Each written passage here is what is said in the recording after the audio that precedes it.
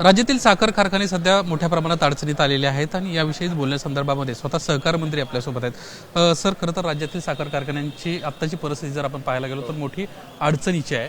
नेमकी सध्या काय परिस्थिती आहे आणि कशा पद्धतीने सरकारकडून मदत अपेक्षित आहे, केंद्र सरकारकडून खास करून? नमस्कार, मी बाबासाहेब पाटील बोलतो। राज्यामधल्या साखर कारखानदाराची खूप बिकट परिस्थिती निर्माण झाली आहे। त्याचं पहिलं एक कारण म्हणजे आतापर्यंत FRP 6 वेळेस वाढलेली आहे, पण MSP आतापर्यंत वाढलेली नाही, ते एक मुख्य कारण। दुसरं BHEVच्या संदर्भामध्ये जे रेट आहेत त्याच्यामध्ये देखील 9 ते 10 रुपये वाढवण्याची आवश्यकता आहे। वाढते तो रेट वाढवावा लागेल आणि पुन्हा त्याची जे आपल्याला दिलेला कोटा आहे तो कोटा देखील वाढल्याशिवाय त्याची आपली भरपाई होणार नाही। दुसरं त्याच्यामध्येच आपल्याला राहिलेलं आहे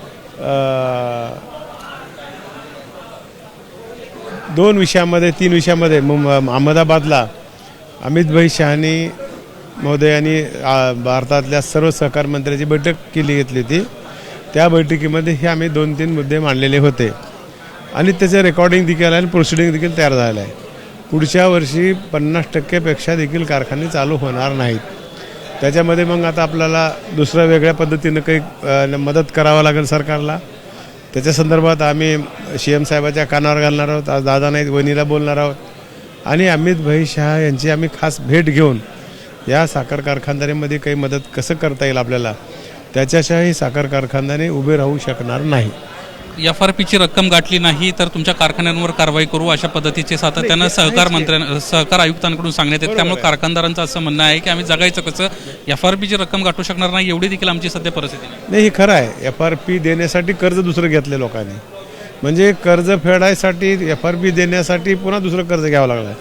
तर त्याला एकच पर्याय आहे, तो म्हणजे आमचा FRPचा MSP वाढवण्यात, तोच मार्ग योग्य आहे।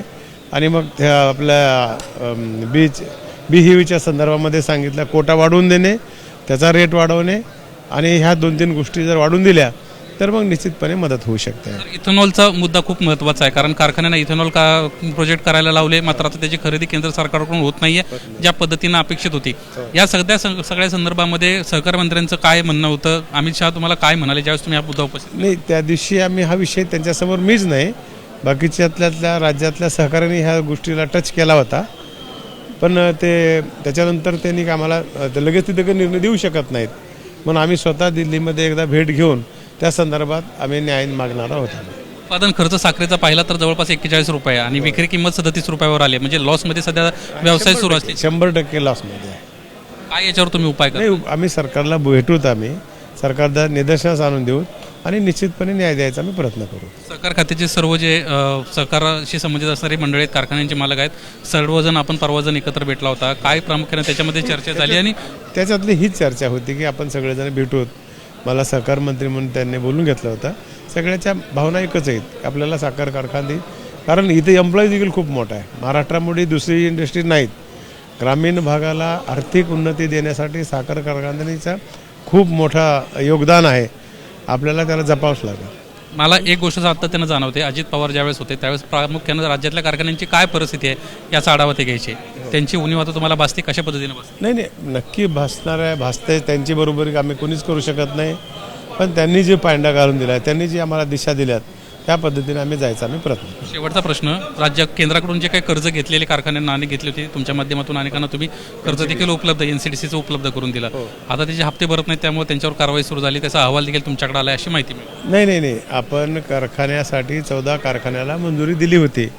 केंद्राकडून एक पथक आलं आणि युटिलायझेशन झाले का, आणि मग झालं नसेल तर ते थांबविणार आहेत, त्याला कर्ज देतील का नाही शंका आहे, म्हणून मग त्याच्यासाठी जे आम्हाला गाईडलाईन देतात त्याप्रमाणे आपण करू। धन्यवाद सर, आमच्याशी बातचीत केल्याबद्दल। आपण पाहतोय की सहकार मंत्री आपल्यासोबत होते आणि त्यांना स्पष्टपणे म्हटलं आहे की पुढच्या आगामी या हंगामामध्ये 50% पेक्षा कारखाने सुरू होतील की नाही, अशा पद्धतीची सध्या परिस्थिती आहे। त्यामुळे राज्य सरकारनं आणि केंद्र सरकारनं लवकरात लवकर या सगळ्या विषयामध्ये मार्ग काढला पाहिजे, अशा पद्धतीची भूमिका त्यांनी व्यक्त केली आहे। कॅमेरामन कृष्णा खापरेसह निलेश बुधावले, ABP माझा, मुंबई। ABP माझा, उघडा डोळे बघा नीट।